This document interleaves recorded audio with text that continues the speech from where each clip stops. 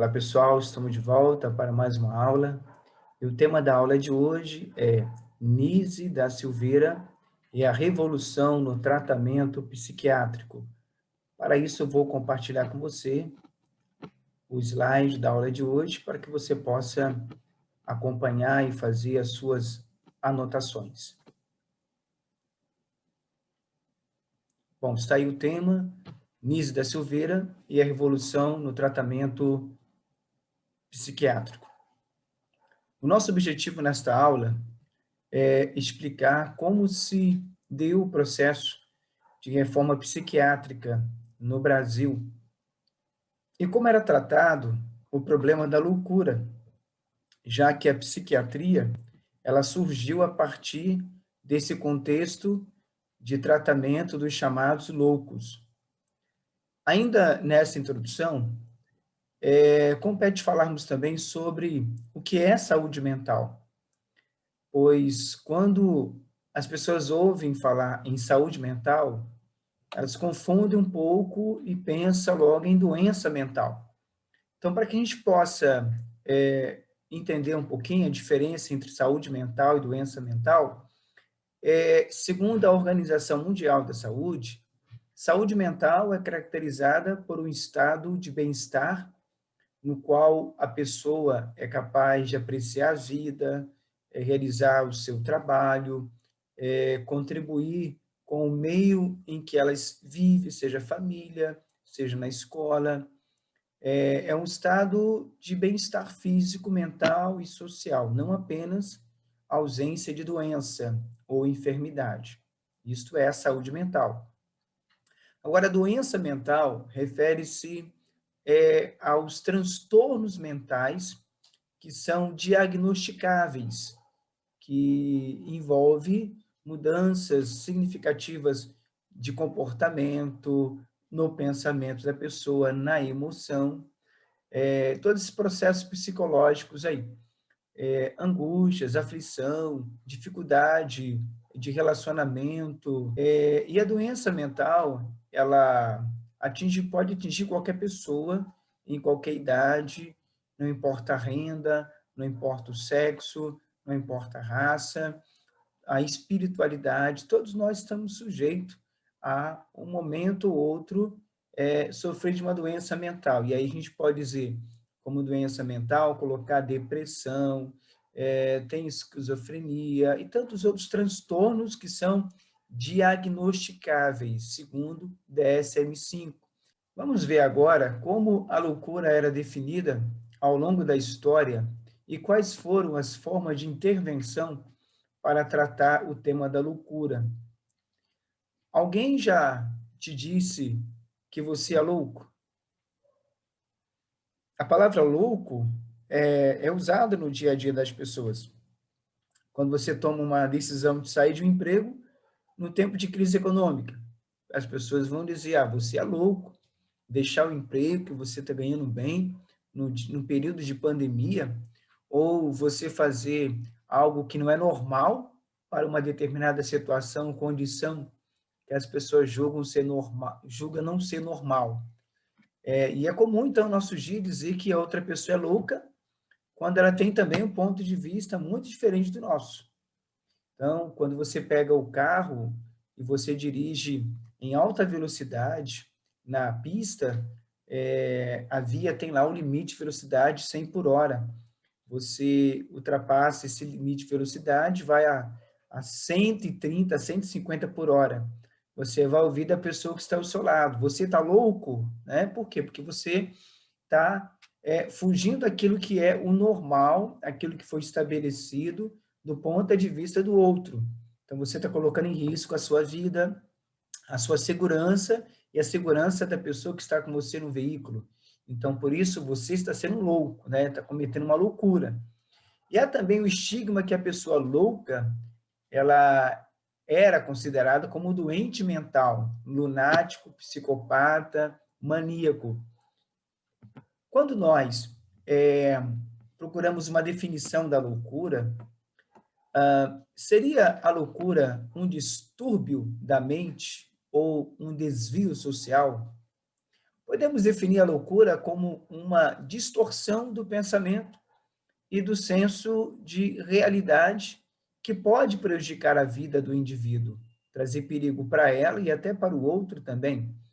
Podemos também chamar de doença mental ou um sofrimento psíquico vivido por uma pessoa intitulada como louca. A loucura, de certa forma, ela foi considerada muitos anos nos seus primórdios, em um período da história da humanidade, como oposto à razão. Então, a loucura era considerada o oposto da razão. Então, louco é aquele que perde a razão. Perda do juízo, domínio das paixões e desordem de pensamento. Então, aqui nós temos algum significado da loucura ao longo da história. A gente vai ter alienação, doença mental, transtorno mental, sofrimento psíquico e a loucura em si, que nós já falamos. Bom, o significado de loucura, ele mudou ao longo da história. Na Grécia Antiga, por exemplo, os filósofos como Sócrates e Platão, eles ressaltaram a existência de uma forma de loucura dita como manifestação divina. Ao analisarmos a história, vamos ver que, ao longo da história, começando pela Grécia Antiga, a loucura ela vai tendo algumas definições de acordo com a interpretação da sociedade da época, daquela época. Na Idade Média, por exemplo, havia os leprosários. O que eram os leprosários? Era onde ficavam confinados as pessoas que sofriam com a doença da lepra. Então, era um confinamento, um tipo de exclusão e confinamento para os leprosos. E por que a gente precisa falar um pouco disso também? Porque essa visão de exclusão e confinamento, que ao longo da história da loucura vai se configurar como uma forma de lidar com o louco, né, que até então, no olhar da sociedade, colocava em risco a vida normal das pessoas, ela começa aqui. A gente vê ali na Idade Média uma tendência a excluir aquele que é diferente. Então, as pessoas ditas como loucas eram vistas como possuídas de um mal, isso na Idade Média. Durante o período medieval, inúmeras pessoas, indivíduos, né, eram afastadas do convívio social. E aí, aos poucos, essa visão do leprosário, né, que até então era confinado pessoas que tinham a doença da lepra, aos poucos esse leproso ele sai de cena e quem passa a ocupar o lugar nesse espaço moral de exclusão, porque um espaço moral de exclusão, que a exclusão, havia uma exclusão moral, muito mais moral do que física, primeiramente. Então, elas são pessoas ditas como loucas pela sociedade do contexto daquela época. Então, no final da Idade Média, a loucura era vista, então, como um fenômeno trágico e, ao mesmo tempo, cômico. E se a gente caminhar um pouco mais, a gente vai ver agora, no Renascimento, século XV a XVI, a loucura ela vai ocupar um espaço nas artes, nas pinturas, e aqui a gente tem a exaltação do insano. Nós temos aqui nesse slide, aqui uma pintura chamado de Nau dos Loucos, que é o navio dos loucos, uma forma alegórica usada na cultura da época como uma crítica, mostrando os seus passageiros aqui como sendo pessoas loucas, pessoas perturbadas, que não sabem e nem se importam em saber para onde estão indo. Então, são pessoas totalmente alienadas do seu destino, do seu lugar, da sua pátria, e não sabem onde estão indo. Além desta arte, que é o Nau dos Loucos, que foi do pintor holandês Hieronymus Bosch, havia outras artes também no contexto do Renascimento que exaltavam o que a gente fala aqui de exaltação do insano, do louco, porque obras artísticas, pinturas que mostravam pássaros de pescoço alongado, imagens que, aos nossos olhos, parecem ser muito estranhas, algumas pinturas estranhas da época, mas era arte que estava sendo feita através dessas pessoas ditas como loucas no contexto aí do século do Renascimento, perdão.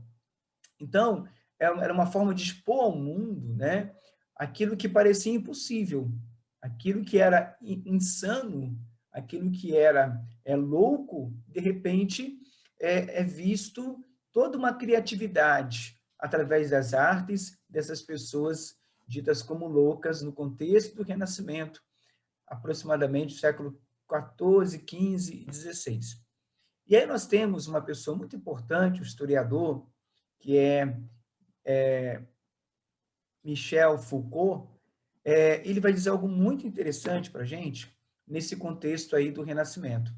Para Foucault, o corpo do louco é vitimado com a exclusão tal que os leprosos e os heréticos o foram em outras épocas. Então, ele compara o corpo do louco como aquele vivido por aquelas pessoas que eram consideradas hereges e que eram consideradas leprosas, que ambos sofriam exclusão. Mas essa não é a vitimização única que se abate sobre a loucura.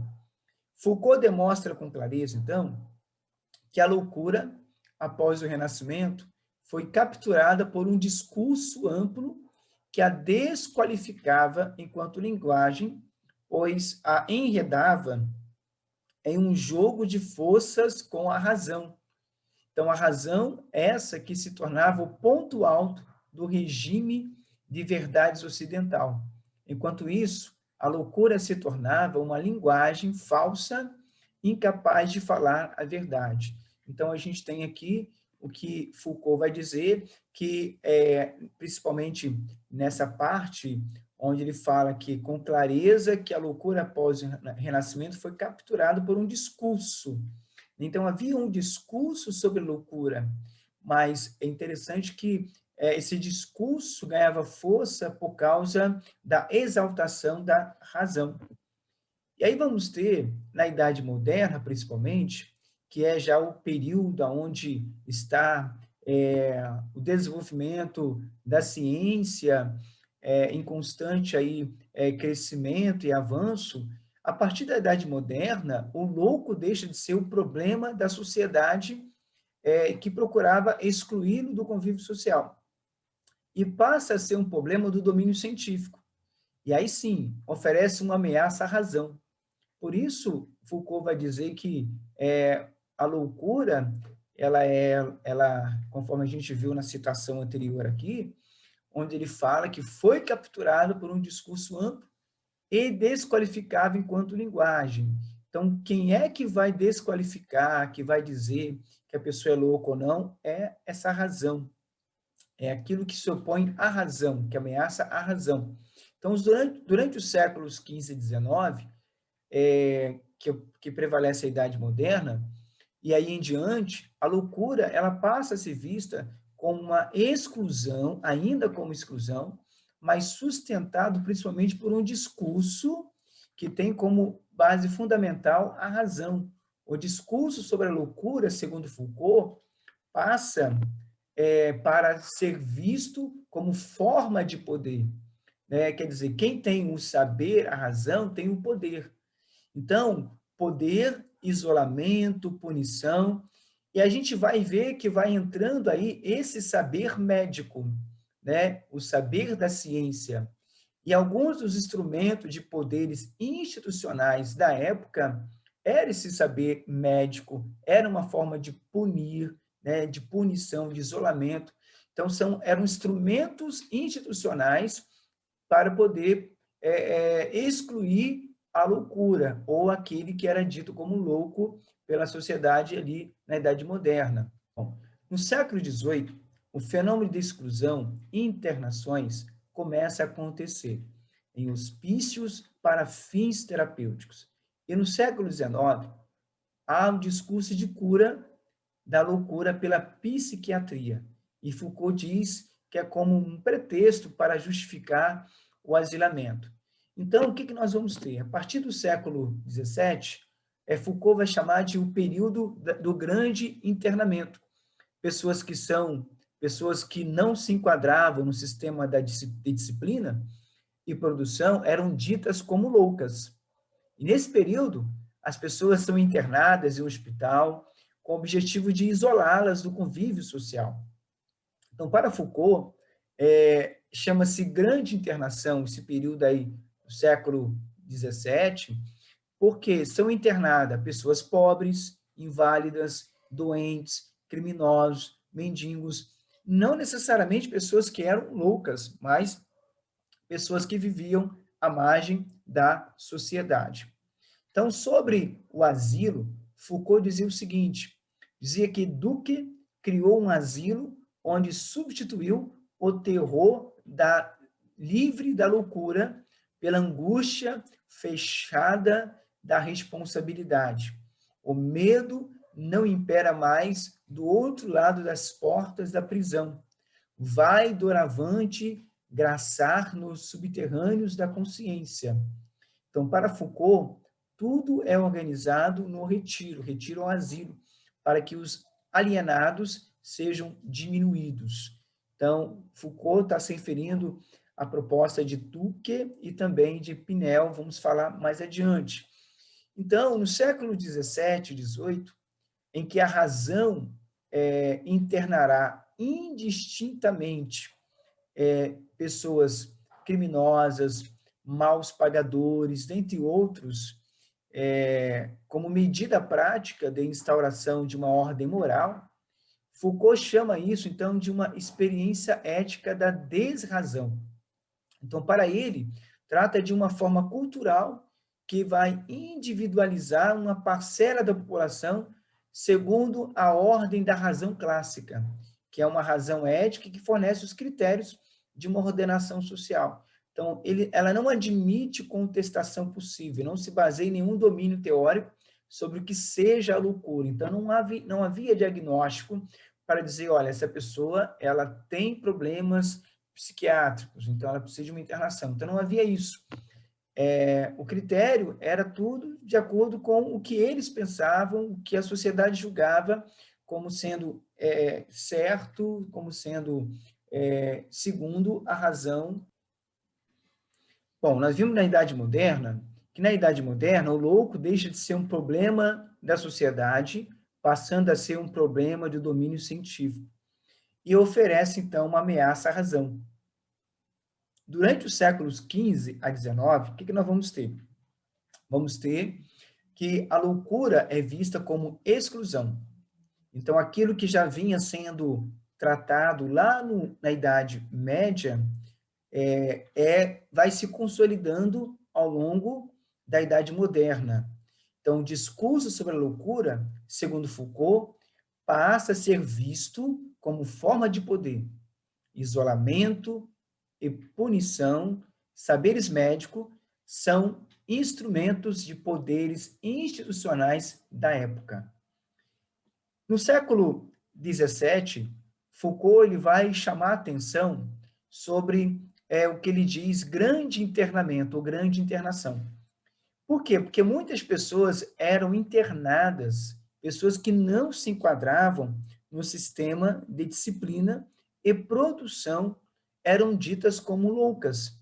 Então, nesse período, as pessoas são internadas em um hospital com o objetivo de isolá-las do convívio social das outras.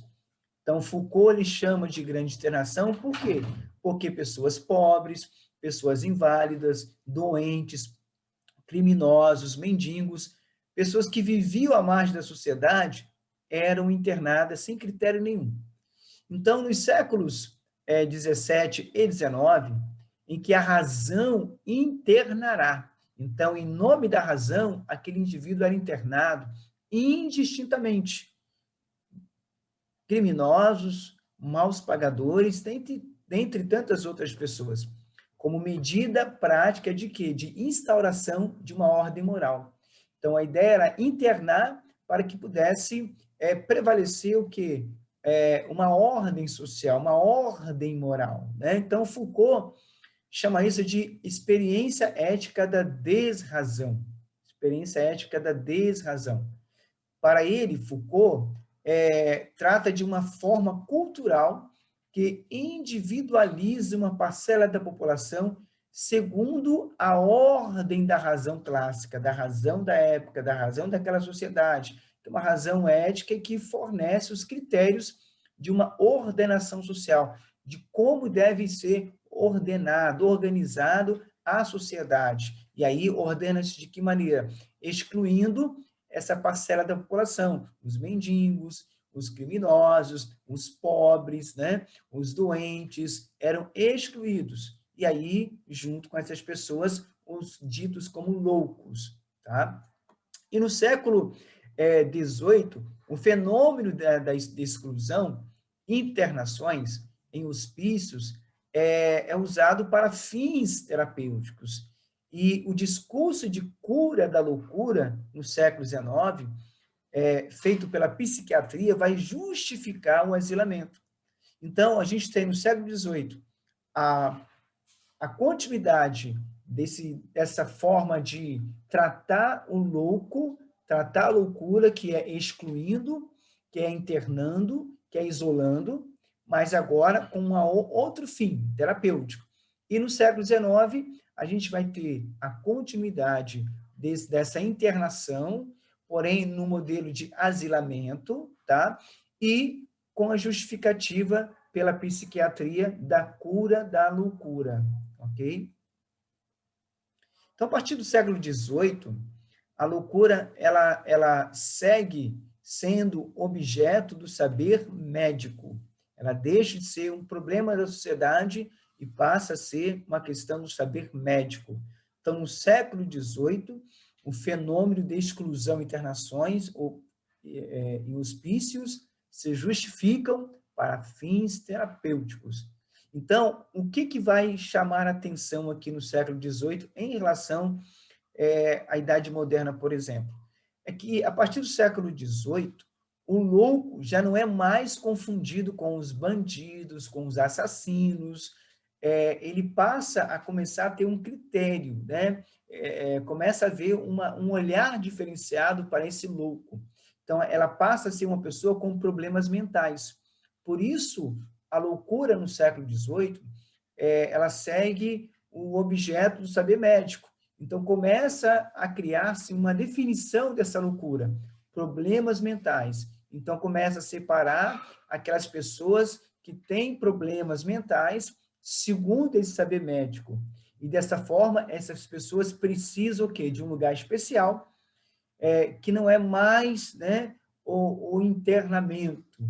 Então, sugere um novo modelo de internamento, que são as casas reservadas aos loucos, que são chamados de asilos, que são os asilos. Diferente do sistema de internamento em hospício, os asilos eram o quê? Eram casas onde se destinavam essas pessoas. Alguns estudiosos chamam esses asilos de grande laboratório de experiência médica, porque ali se fazia experiência com aquelas pessoas para tentar tratar, curar a loucura. Então, no século XIX, havia então esse discurso muito forte da loucura, da cura da loucura pela psiquiatria, como forma de justificar o quê? Esse asilamento, esse confinamento em asilo, como, entre aspas, aí, um grande laboratório de experiência médica. E sobre o asilo, a gente vai ver que Foucault ele faz uma crítica, ele dizia que Duque criou um asilo onde substituiu o terror livre da loucura pela angústia fechada da responsabilidade. O medo não impera mais do outro lado das portas da prisão, vai doravante graçar nos subterrâneos da consciência. Para Foucault, tudo é organizado no retiro para que os alienados sejam diminuídos. Então, o que acontece? A pessoa ela não está mais na prisão, do hospício, mas ela está presa ao subterrâneo do seu consciente. Então, o retiro aqui é o asilo, é o mesmo que asilo, ok? Então, o asilo se aproximou do hospital no século XVIII, ou seja, nele a loucura deveria se desenvolver em toda a sua plenitude. Samuel Tucker se referiu aos médicos do retiro como aos métodos, perdão, do tratamento no asilo como tratamento moral. Então, no asilo, Tucker trabalhava o tratamento moral, que o que seria o tratamento moral? Era uma abordagem ao transtorno mental com base no cuidado psicossocial humano ou disciplina moral, que surgiu no século XVIII e foi se consolidando ao longo do século XIX. E para Lopes, é interessante a gente falar, ele reitera que, historicamente, loucura, como reconhecida no senso comum, tornou-se conceituada como psicose no fim do século XIX e início do século XX. Mas depois, ao longo do século XX, psicose, propriamente dita, fica sendo a esquizofrenia.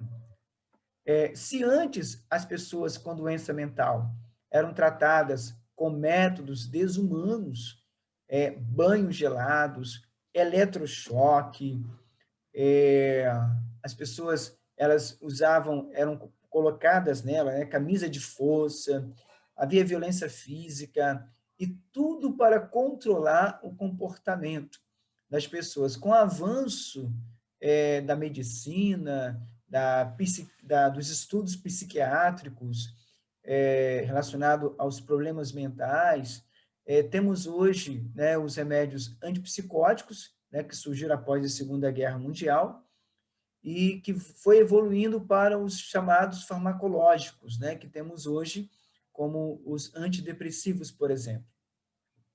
Bom, algumas definições de loucura para Foucault. A loucura é objeto de discursos. Ela mesma sustenta discursos sobre si mesma. É denunciada, ela se defende, reivindica para si mesma estar mais próxima da felicidade, da verdade, que é a razão. De estar mais próximo da razão que a própria razão. A loucura torna-se uma forma relativa à razão, ou melhor, a loucura e razão entram numa relação eternamente irreversível que faz com que toda loucura tenha uma razão que a julga e controla, e toda razão sua loucura, na qual ela encontra sua verdade irrisória. Cada uma é a medida da outra, e nesse movimento de referência recíproca, elas se recusam, mas uma fundamenta a outra, segundo Foucault. Então, no século XVIII, e a partir do século XVIII, a loucura passa a ser definida como doença mental. E nesse período, há um discurso em que o louco oferece perigo e se torna uma pessoa difícil de viver no convívio social, ou de acordo com as normas sociais. Esse discurso de loucura vem, então, justificar essa necessidade do confinamento, conforme a gente tem falado. Mas, no século XIX, a estrutura de confinamento vai sendo desconstruída e começa a haver tentativa para mudar de confinamento para asilo. Lembra que nós falamos aqui no slide anterior, século de número 18, a gente tem aí a internação hospício, e no século XIX nós vamos ter a internação no asilo. Então, confinamento em asilo com o propósito de quê? De separar aquele que é louco de outros tipos de pessoas. Uma vez que no século XVIII acontecia muito essa mistura, na Idade Moderna também. Bom, o que a gente quer chamar a sua atenção agora é mais uma definição de loucura, né? A loucura não é um objeto natural, existente desde a aurora dos tempos, esperando para ser entendido pelo homem, mas uma criação do próprio homem. Não se encontrou um portador de distúrbios mentais e se o descobriu como tal, mas se criaram a loucura e o louco, né? Então, aí mais uma definição sobre a questão da loucura. Bom, caminhando um pouco mais, a gente vai ter agora Pinel e o alienismo. Pinel, ele é considerado o pai da psiquiatria. E o que é o alienismo? O alienismo surgiu na França. Pinel era francês. E surgiu na virada do século XVIII para o século XIX. O alienismo, ele consolidou-se no contexto histórico da França pós-Revolução Francesa. Então, alienismo ou medicina mental já era uma nova forma de se entender a loucura. A loucura passa a ser vista como uma alienação mental. Então, a gente viu que no século XIX, né, doença mental, agora alienação mental, posteriormente para doença mental.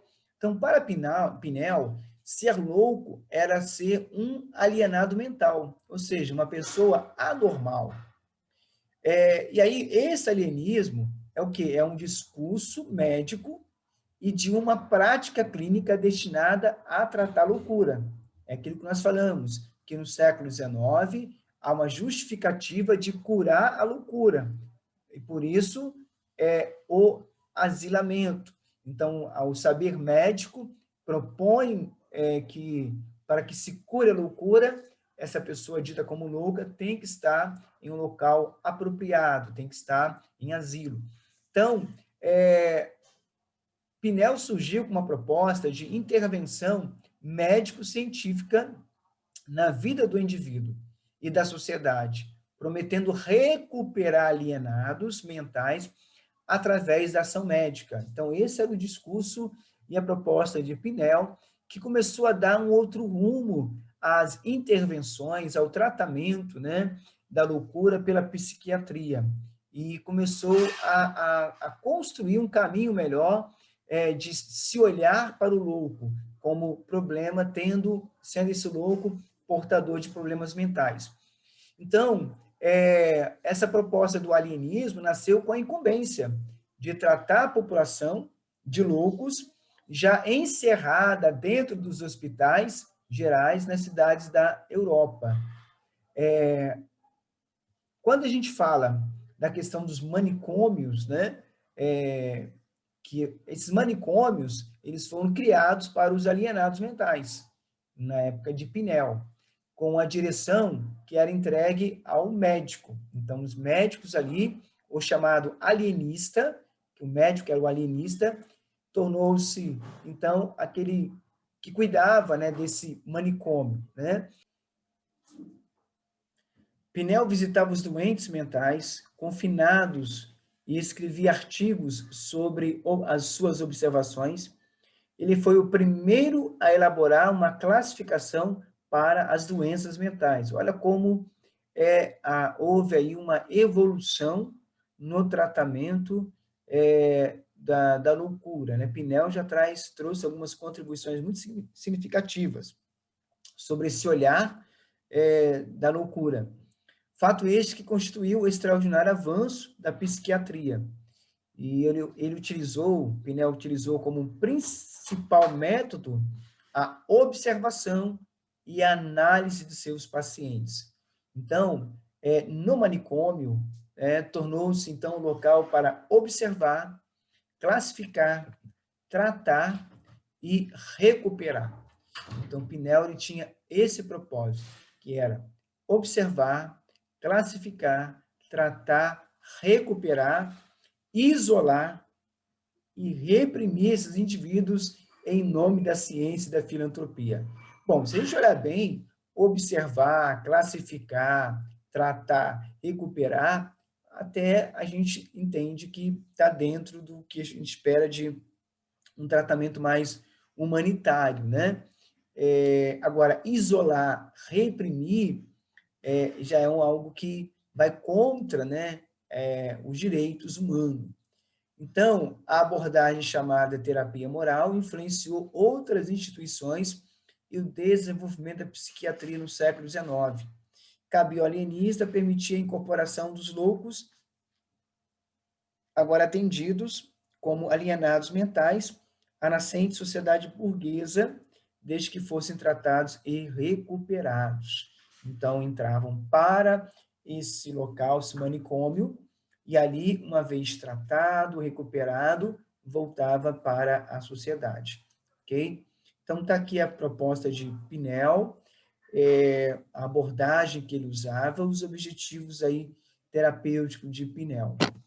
Vamos falar agora do período pós-guerra, que foi um momento onde houve muitas reformas, muitos movimentos reformistas.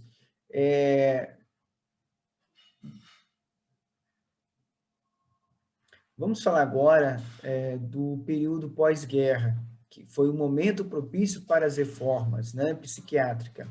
Por quê? Porque surgem muitos movimentos reformistas da psiquiatria em muitos países.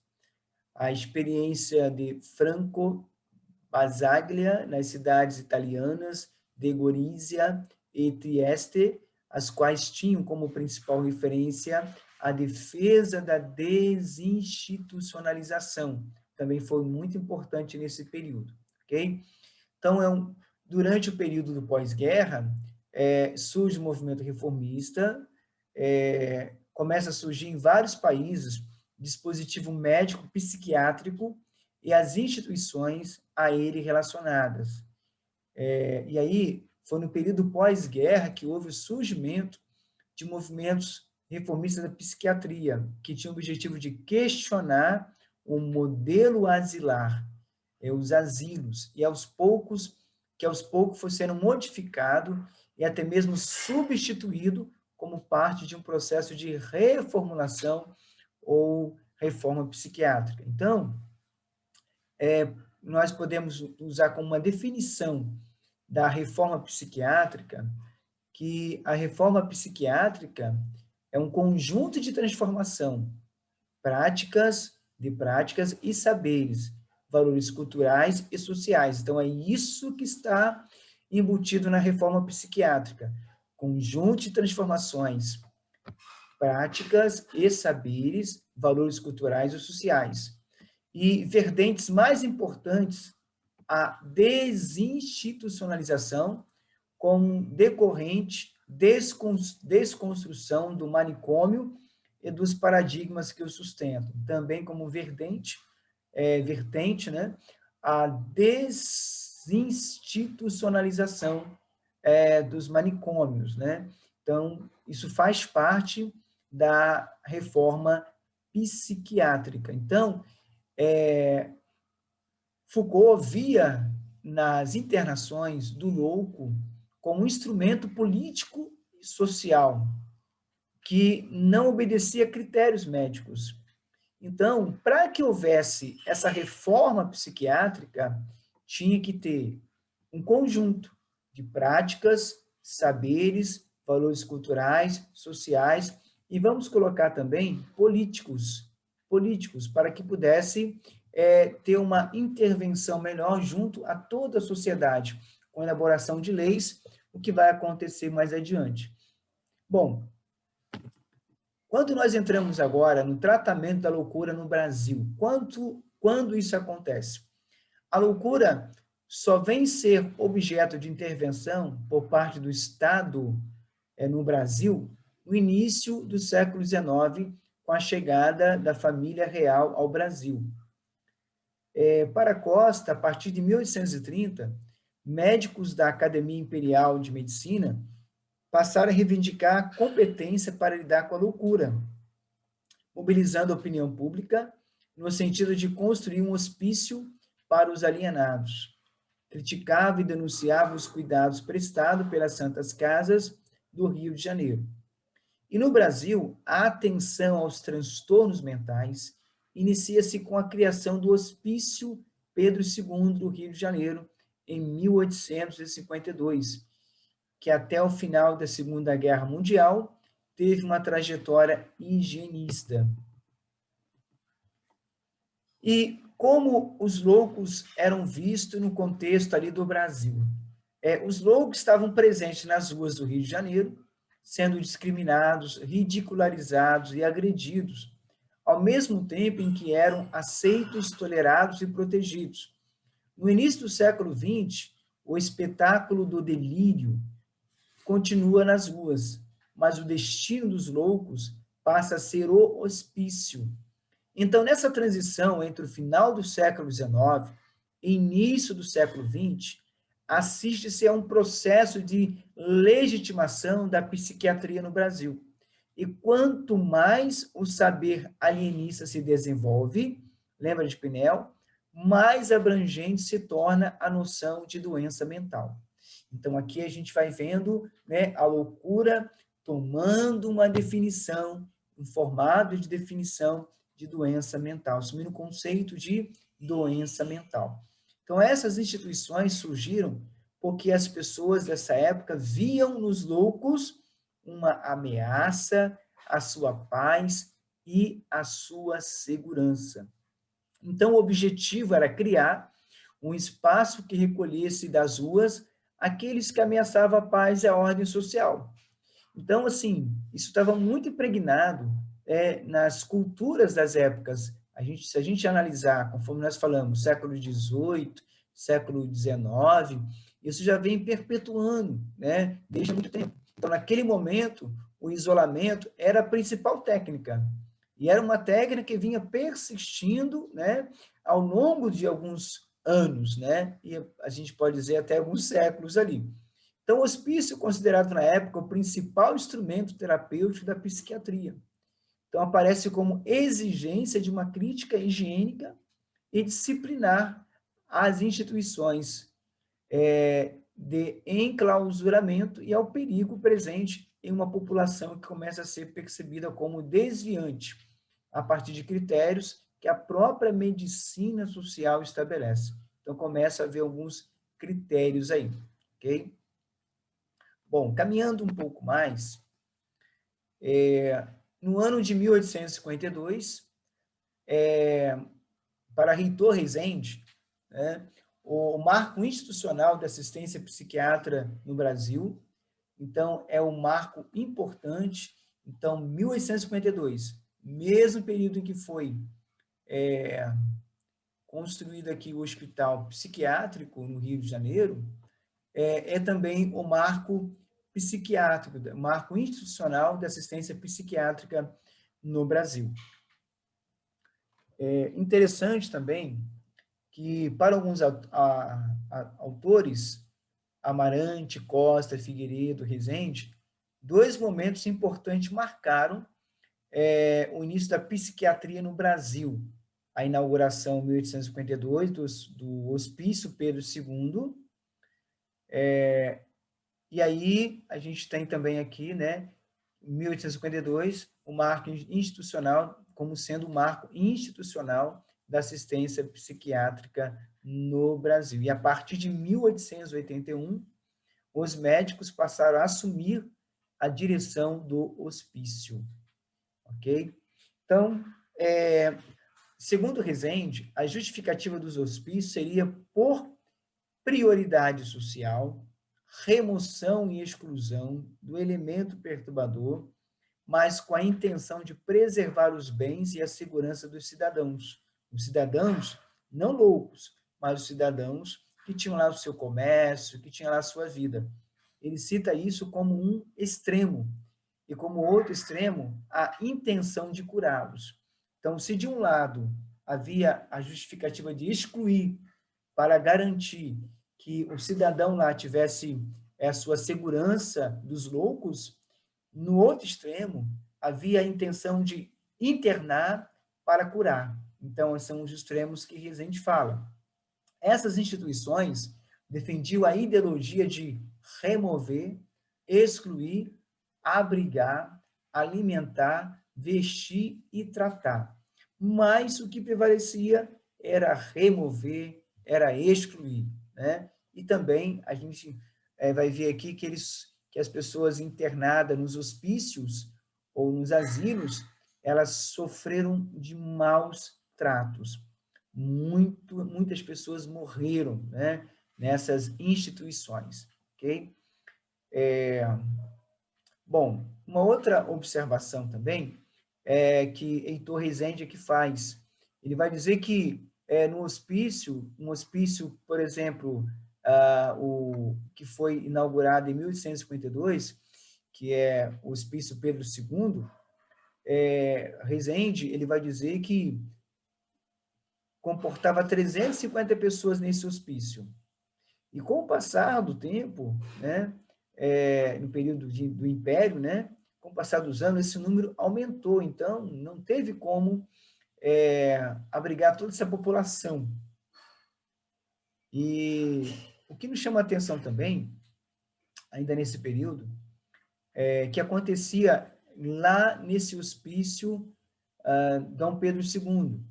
Era colocado jejuns impostos, doentes recebiam camisa de força, então era uma prática que era comum, cacetadas e até morte, e não poucas mortes. Aí você me pergunta, mas naquele período não tinha direitos humanos? Não, não tinha.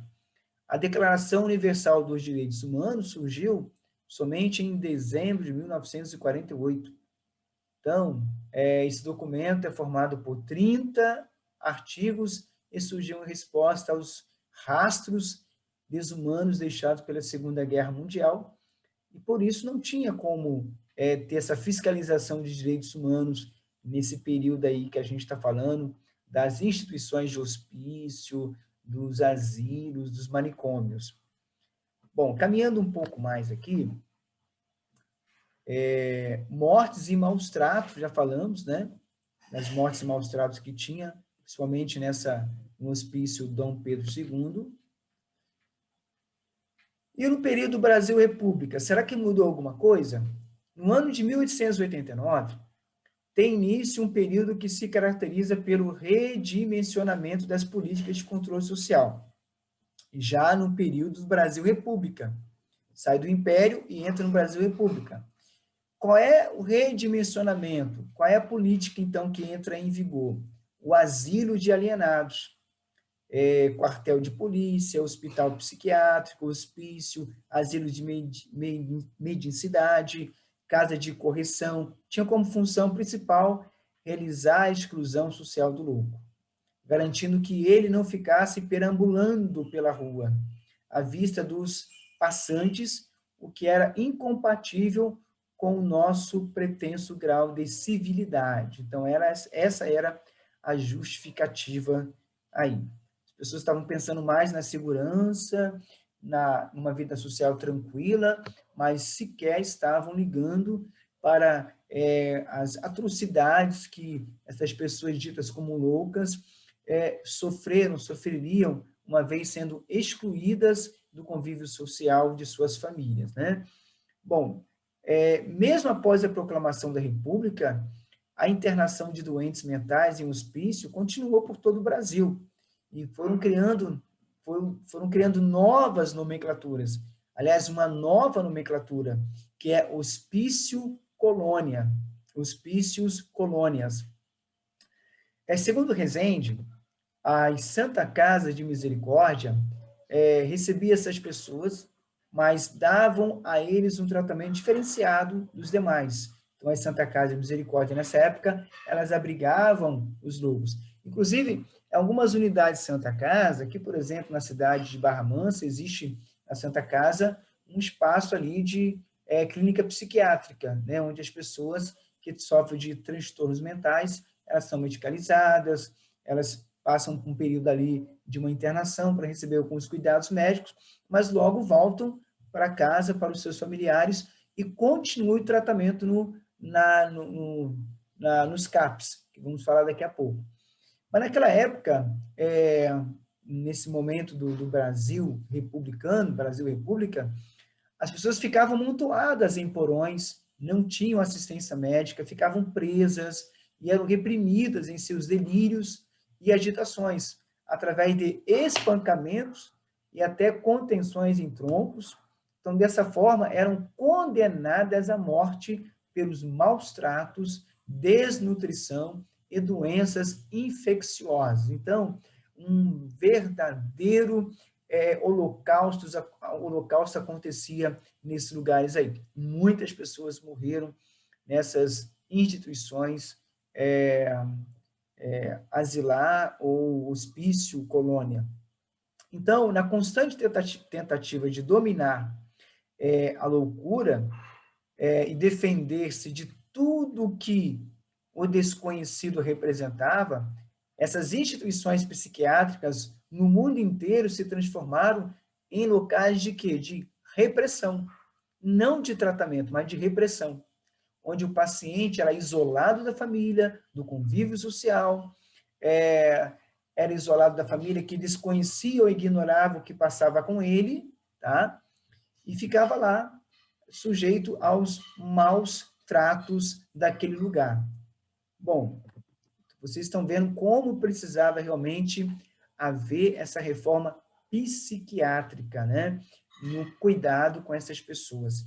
Olha, havia lá o eletrochoque, ainda usado nos dias atuais em casos graves com laudo de junta médica, malarioterapia, contaminação do paciente com protozoário da malária, na tentativa de criar distúrbios, a insulinoterapia, o coma diabético provocado por meio de injeção de insulina, e o uso do cartiazol, droga para provocar convulsões. Então, isso aconteceu aí nesse período aí também das internações nesses asilos. Choque elétrico envolve a indução de uma crise convulsiva por meio de uma corrente elétrica. E aí eu quero abrir um parênteses agora para falar, mostrar algumas fotos. Está aqui a vítima, né, de eletrochoque, como acontecia na época, né? Vocês veem ali que precisavam 1, 2, 3, 4, 5, 6 pessoas, né? Para poder segurar, né? A pessoa ali na maca e fazer esse procedimento desumano na vida desse indivíduo. E a gente tem também, agora, o Holocausto Brasileiro. Você já deve ter ouvido falar dessa história da instituição de tratamento em Barbacena, que era uma instituição formada por diversos prédios, era um hospício colônia, né, em Barbacena, mas era formado por diversos prédios, pavilhões, parecia uma prisão, né? E cada um deles tinha uma especialidade. Ali o tratamento incluía, utilizavam cadeiras elétricas, solitárias, camisa de força, os pacientes eram submetidos a situações precárias, como fome, sede. Em alguns casos, chegava a beber a própria urina, é isso mesmo, chegava a beber a própria urina. Nos pátios viviam nus e em meio a ratos e baratas, além de urinarem e defecarem no chão. Então, mais de 60 mil pessoas morreram ali em Barbacena. A gente chama de o Holocausto Brasileiro. Então, era um espaço de confinamento, de abuso e sofrimento de todas as formas. Seus pacientes viviam em condições tão desumanas que o local foi comparado a um campo de concentração nazista. Tá? Os tratamentos incluíam tortura, já falamos aqui, né? Cadeira elétrica, solitária, enfim. Eu quero aqui colocar algumas fotos, né, do Hospital Colônia de Barbacena, as pessoas todas aí, né, montuadas, umas próximo das outras, né, a gente vê um indivíduo, né, mal vestido, né, e era esse tratamento desumano que as pessoas sofriam. Você vê as pessoas, como elas estavam magrinhas, né, desnutridas, o que mostra que elas não tinham uma alimentação adequada, vestes totalmente fora de, sem nenhum tipo de veste adequada, né, que pudesse tampar as partes do corpo, né, então elas ficavam num verdadeiro, desculpa a expressão, mas era um inferno isso daí, viu? Pessoas muito maltratadas, mal cuidadas, por isso esse termo aí, o holocausto, porque de fato, quem conseguiria sobreviver num lugar como este, né? Muito difícil.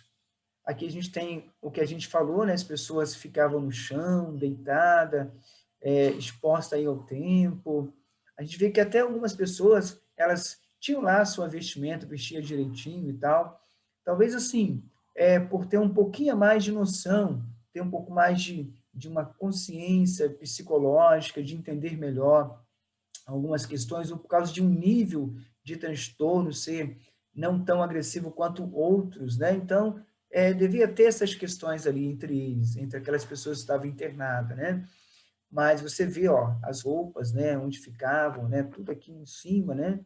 E sabe, era a roupa das próprias pessoas, né, que estavam internadas, indivíduos. Então, lá no canto, né, as pessoas todas sentadinhas no chão, outras deitadas pelo chão, ociosas, um verdadeiro holocausto, né? E realmente uma imagem muito triste e que é de chocar muito a gente, né? E aqui a gente tem uma outra cena, uma ala mais feminina. A gente viu que na outra era um pavilhão masculino, tinha mais homens, e nessa foto a gente vê mais figuras femininas. E as mulheres, mesmo comportamento, largada ali ao chão, a gente vê elas com roupas não muito adequadas, né? Não tinham um tratamento humano, humanizado. Isso lá no Hospital Colônia de Barbacena. Aqui uma pequena foto, né, uma imagem do tratamento com a eletroconvulsoterapia, que era eletrochoque transcraniano, que seria o impulso direcionado ao cérebro por cargas elétricas controladas. O aparelho era usado para tratar pacientes com problemas psiconeuróticos. E na foto, um modelo do início do século XX, tá? 1937. Ok? Tem aqui a fonte, para você depois ir lá e pesquisar a origem da foto, tá? Aqui é a camisa de força, né? Todo mundo já ouviu essa camisa de força.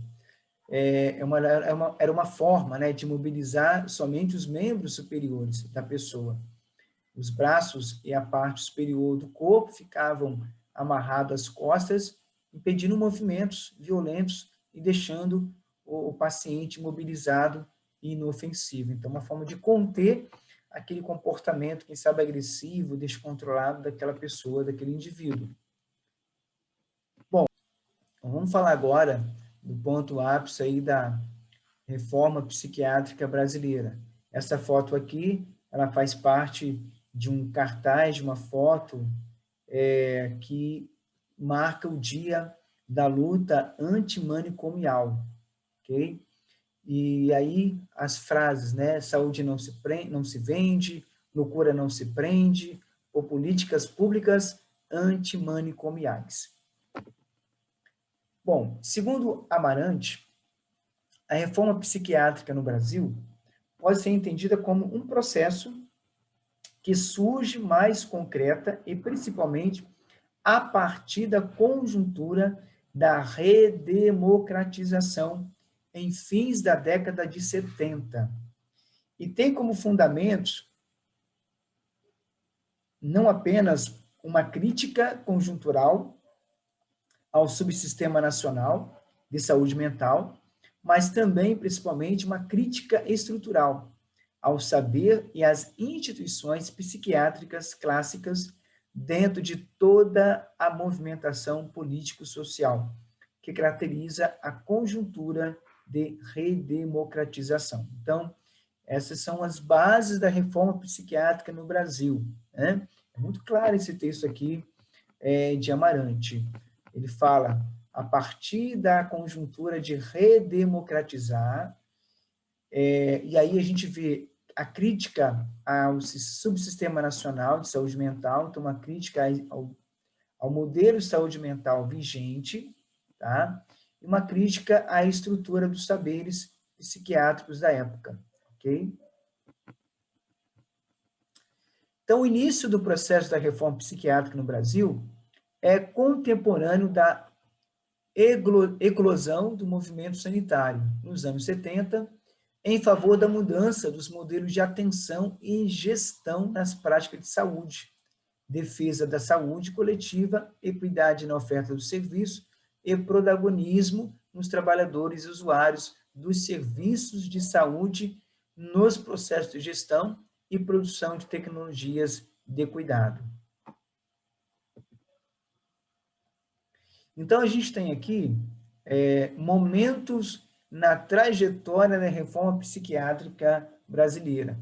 Eu separei assim para a gente poder entender um pouco, né, esses momentos aí.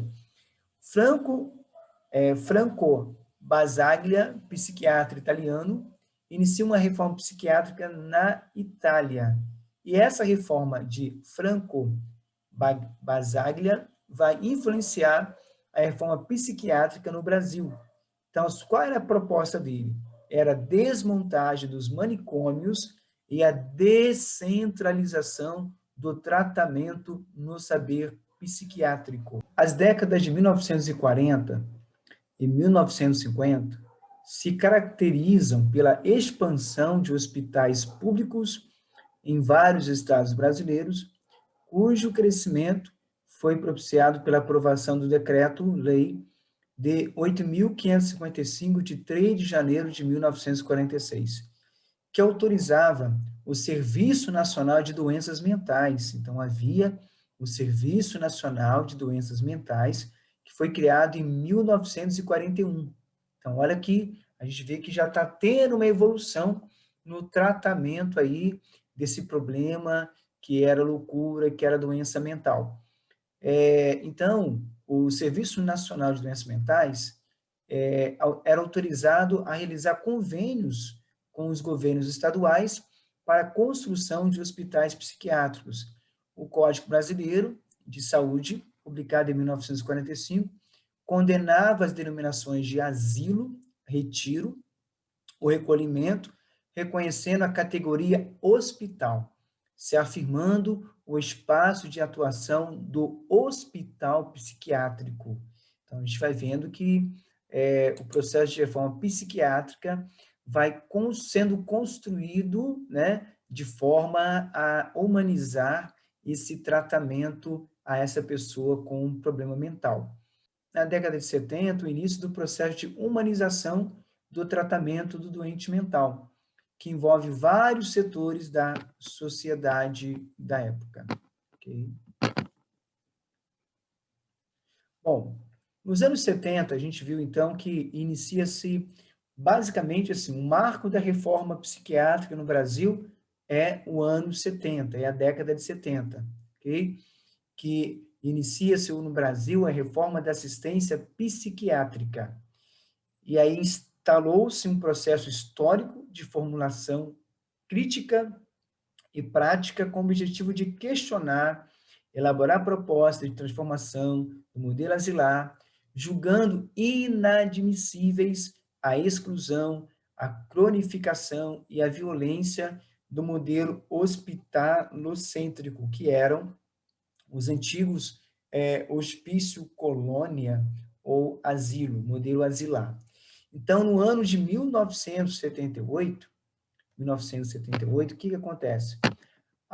Em 1978, marca o início efetivo do movimento social pelos direitos dos pacientes psiquiátricos em nosso país. Finalmente, né, a bandeira, né, em prol dos direitos dos pacientes psiquiátricos estava levantada, e aí a luta pelos direitos dessa população começava a ser mais colocada em pauta nas discussões políticas, mas também nos cuidados nessas unidades de tratamento psiquiátrico. Então, esse movimento significava abraçar a bandeira da eliminação progressiva dos hospitais psiquiátricos e a sua substituição por outro tipo de equipamentos comunitários. Então, precisava tratar o problema psiquiátrico da pessoa, mas tinha que ser de uma outra forma. Então, a nível territorial, né, e voltado para a inserção social dos usuários, com o passar do tempo, esses doentes mentais foram ganhando, né, a sua cidadania e a sua identidade e condições de sujeito, conforme de espaços. Então, assim, os direitos dessas pessoas ditas como doentes mentais já estava sendo observado a partir de 1978, que eu, conforme disse, marca o início efetivo do movimento social pelos direitos dos pacientes psiquiátricos. Bom, e aí eu quero falar de uma pessoa muito importante nesse processo dessa reforma psiquiátrica no tratamento desse sujeito, dito como doente mental, que é Nise da Silveira. Nascida em Maceió, Alagoas, cursou medicina na Faculdade de Medicina da Bahia. A psiquiatra Nise da Silveira se destacou na luta antimanicomial brasileira. Ela foi contra os tratamentos agressivos nos manicômios, enquanto trabalhava no antigo Centro Psiquiátrico Nacional Pedro II, que foi o primeiro hospício a ser criado no Brasil, por ser contrária à forma de tratamento com eletrochoques, isolamento, camisa de força, porque ela batia de frente contra esse tipo de tratamento aí desumano. Então, ela recebeu uma punição. E qual foi a punição de Nise da Silveira? Ela foi transferida para uma área de terapia ocupacional. E nesse espaço de terapia ocupacional, ela encontrou um espaço necessário para investir em métodos humanizados na recuperação de pacientes. Então, Nise da Silveira, ela vai deixar esse legado, né, da terapia ocupacional na recuperação das pessoas com problemas psiquiátricos. Então, ela trabalhou no Hospital Psiquiátrico Engenho de Dentro, em 1944, conhecido como Centro Psiquiátrico Pedro II. Era contra a forma de tratamento com eletrochoques. E aí, Nise da Silveira fundou, em 1956, a Casa das Palmeiras, a primeira organização a desenvolver um projeto de desinstitucionalização dos manicômios no Brasil. Essa foto que você está vendo aqui já é lá do local, e essa pessoa aqui em pé é a Nise da Silveira, orientando aqui uma das pessoas que estava em tratamento nesse projeto terapêutico aqui, criado por ela, a chamada Casa das Palmeiras. A gente tem mais uma outra foto também, tá? Nise da Silveira criou e adotou recursos para avaliar e propor métodos terapêuticos. A gente está vendo aqui as pessoas pintando, né? Então, aqui tipo um jardim, né? Bem aberto. A gente vê as pessoas bem vestidas, né? Cada uma na sua cadeira, sendo acompanhadas, né? Sendo observadas. Então, ela propôs avaliar e propor métodos terapêuticos, propor meios especiais de cuidados para as condições subjetivas dos psicóticos, investigar o diagnóstico e a experiência das pessoas em tratamento. Então, um lindo trabalho, um trabalho totalmente pensando no lado humano, nos direitos dessa pessoa, né? Um cuidado bem humanizado, que a gente vê aqui na proposta de Nise da Silveira. Nada de camisa de força, nada disso para conter as pessoas, mas apenas terapia ocupacional. E por isso Nise, ela tem esse legado dentro do tratamento da reforma psiquiátrica, perdão. Uma coisa também que chama a nossa atenção nesse aspecto é que Nise da Silveira, esse modelo clínico de tratamento psiquiátrico levava as pessoas a encontrar condições favoráveis para expressar, né, a sua comunicação, a sua fala, né, a sua individualidade, com a finalidade de criar as condições necessárias para estabelecer um modelo clínico pautado no afeto, na livre expressão e na liberdade. Então, eram 3 pontos importantes de Nise da Silveira que ela visava: afeto, a livre expressão e a liberdade daquelas pessoas. Tá? E houve, então, melhoria na comunicação de umas com as outras, né? Ela conseguiu resgatar o bem-estar dessas pessoas mas também despertar na sociedade, principalmente na sociedade, um olhar com mais respeito e dignidade para com essas pessoas, ok? Então, essa é a contribuição de Nísio da Silveira na reforma psiquiátrica do Brasil. E aí, caminhando um pouco mais, a reforma psiquiátrica envolveu questões políticas e sociais. Então, a gente está vendo que não foi apenas, né, uma vontade de uma pessoa, precisava o governo ou os governos, quando falo os governos, eu falo na esfera federal, estadual e municipal, se juntarem em prol dessa causa. Bom, atualmente o Brasil se encontra em pleno desafio de implementar um processo de deshospitalização no tratamento de portadores de sofrimento psíquico. Olha como a terminologia foi mudando. Lá atrás, lá quando a gente começou falando da Grécia, era o louco, e aí foi mudando para alienado, depois para doença mental, e agora a gente tem outro termo que é portador de sofrimento psíquico.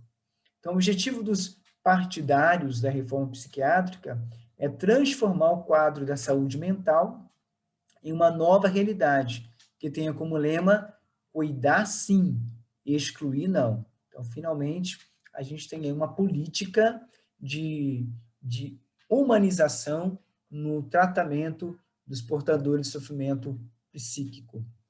Que bacana, né? Bom, então vamos lá. Por que é político e por que é social? Questão política porque envolve as ações do governo federal, estadual, municipal, pois essas três esferas de governo precisam juntas estabelecer as políticas de saúde mental e planos de implementação que contemplem metas, orçamentos, prazos de investimento, avaliação, definição de natureza, capacidade operacional, proposta de gestão de serviços para a saúde mental. Então, eles são responsáveis pela implementação de política de saúde mental, de acordo com as diretrizes da reforma psiquiátrica e os princípios do SUS, Sistema Único de Saúde, ok? E aí a gente tem social, porque envolve diferentes setores da sociedade, universidade, conselho profissionais ligados à saúde, serviço de saúde, familiares de pessoas com transtornos mentais e opinião pública de modo geral. O que também foi muito importante nesse processo da reforma psiquiátrica no Brasil foram as conferências nacionais de saúde mental. A superação do modelo manicomial ganha força nas políticas de saúde do Brasil, que tiveram um marco teórico e político na 8ª Conferência Nacional de Saúde, 1986, na primeira Conferência Nacional de Saúde Mental, 1987, na segunda Conferência Nacional de Saúde Mental, 1992, culminando na terceira Conferência Nacional de Saúde Mental em 2001.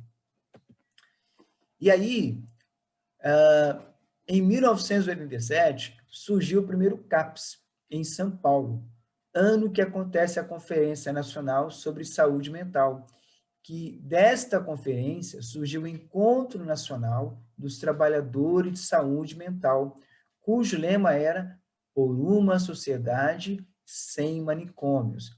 Então, os CAPs foi aquele equipamento que veio substituir o modelo hospitalocêntrico e manicomial e segue os princípios do Sistema Único de Saúde SUS de universalidade, equidade e integralidade, ok?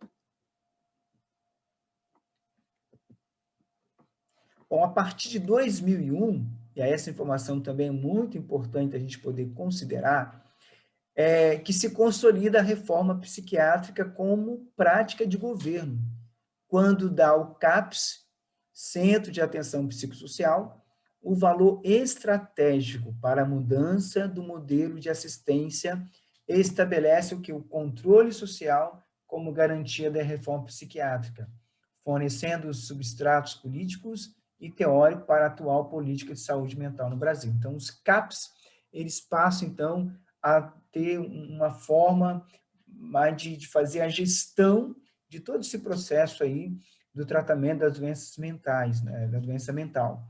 E aí a gente vê que a partir dos anos 90, as ações na área da reforma psiquiátrica brasileira vai aos poucos alcançando todo o território nacional.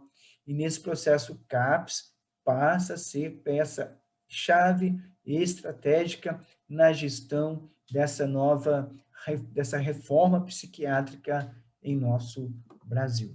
Okay? Então, compete aos CAPS o que? O acolhimento, a atenção às pessoas com transtornos mentais graves e persistentes, procurando o quê? Preservar e fortalecer os laços sociais em seu território. Okay? E aí a gente tem uma observação, nesse modelo, os CAPs funcionam como ponto de acolhimento aos pacientes.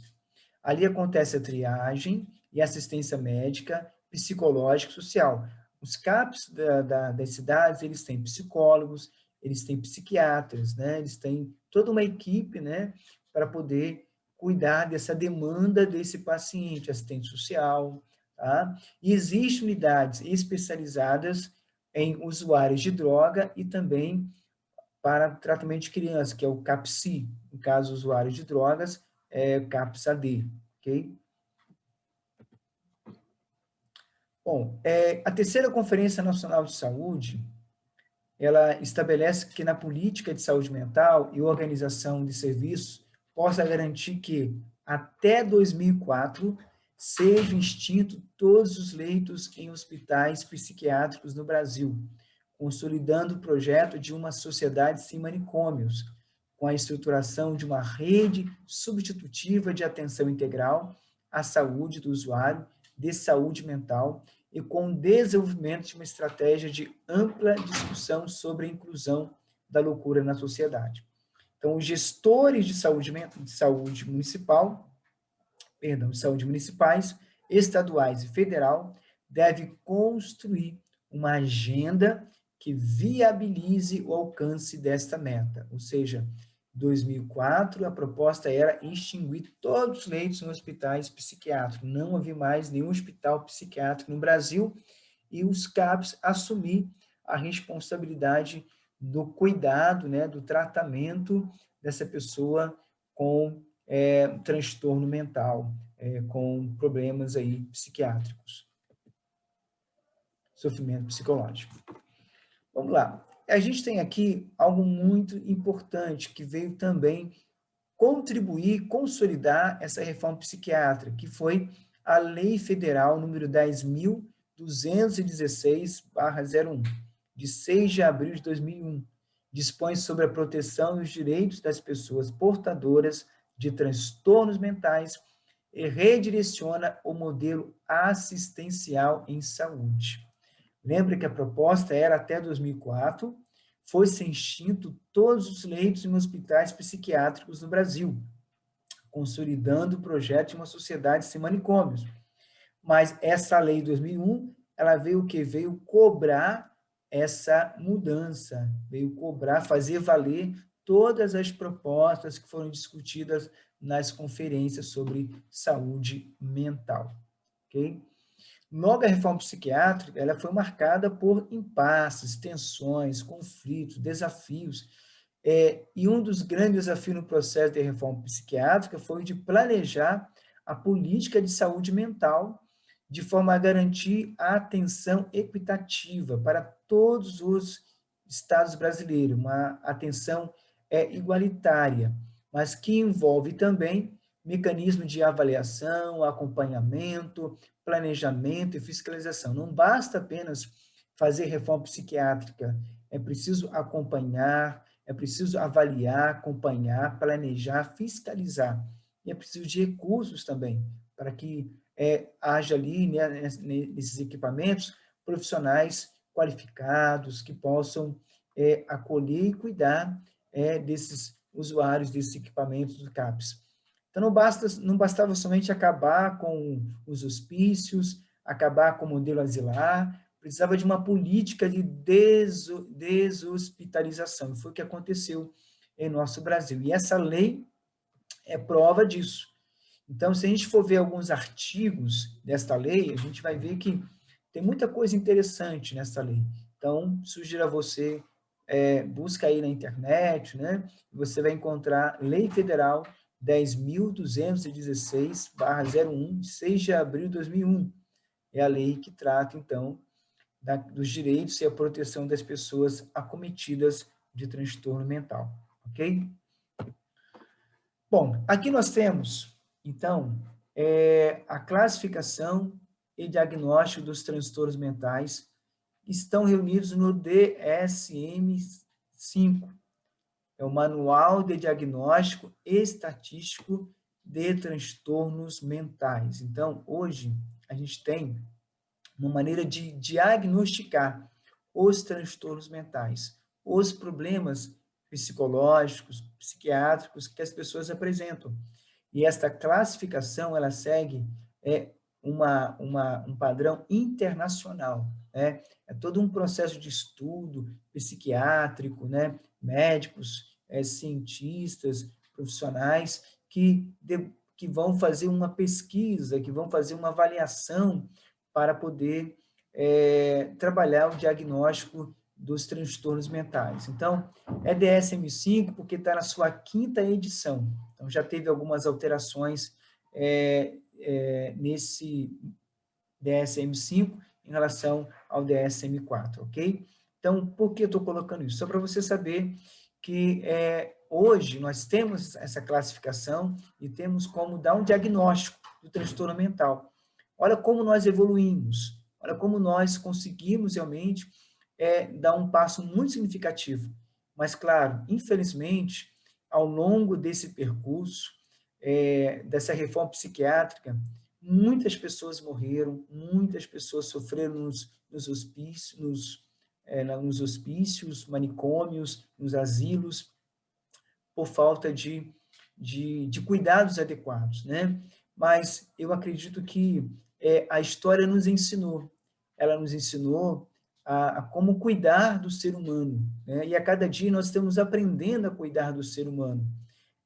E a palavra humanizar é uma palavra que deve estar sempre em ordem em todo e qualquer relacionamento, principalmente com aquelas pessoas que são muito mais vulneráveis, né? Que carecem muito mais de atenção por conta das suas dificuldades que elas têm mentais, né? Por conta de alguns problemas que elas trazem consigo. Então, o DSM-5, ele dá uma clareza, embora algumas pessoas façam crítica ao DSM-5, algumas questões que foram formuladas, mas, tirando o DSM-5, o mais importante é o lado humano, é o nosso lado de cuidar daqueles que muitas vezes estão sendo marginalizados pelas suas famílias, pela sociedade, por conta de uma deficiência, de um transtorno. Tá? Hoje, o Brasil tem uma estrutura para cuidados das pessoas acometidas de transtorno mental.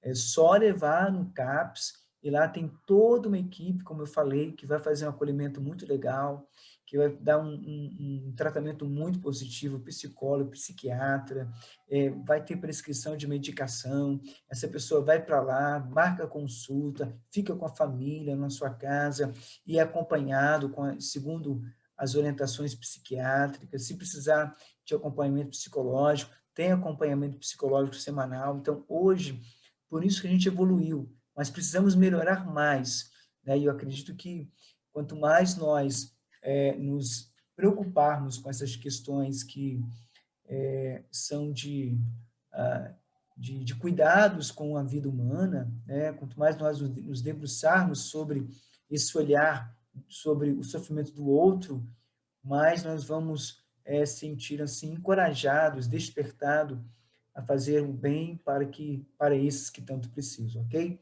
Bom, a minha conclusão é que a reforma psiquiátrica brasileira ela vem sendo então consolidada, veio sendo consolidada através dos tempos. E avançamos muito, graças a Deus, com a participação da sociedade, seja na área política, participação das famílias, representantes da área de saúde, entre outros. Hoje, as leis garantem à pessoa, com doença mental, direitos e um tratamento mais humanizado, ok? Há recursos destinados a esta área, tá? Que envolve investimentos em remédios, tratamento em centros em centros psicossociais, que são os CAPs, e a velha definição de louco ficou para trás, não é isso? Ficou para trás, sendo reconhecida a pessoa portadora de sofrimento psíquico, superando assim a ideia da exclusão social vivida por muitos. Mas veja, essa pessoa tem nome, tá? Então, muito mais esse tratamento, pessoa portadora de sofrimento psíquico, é o nome dessa pessoa. Essa pessoa tem um nome, ela tem uma história, ela tem uma identidade, ela tem um valor, ela precisa ser valorizada por aquilo que ela representa, né?